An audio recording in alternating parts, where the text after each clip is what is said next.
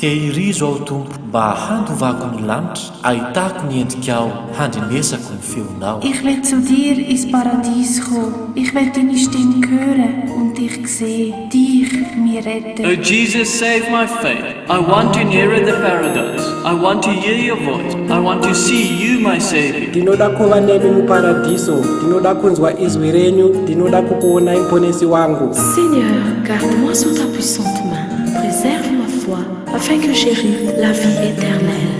Teirizwa aharicha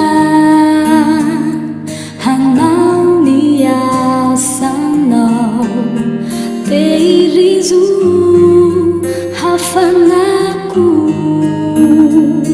lefinuna nati kwao bate handu valani chao bate angeli feunau bate aitanau rilai panzichu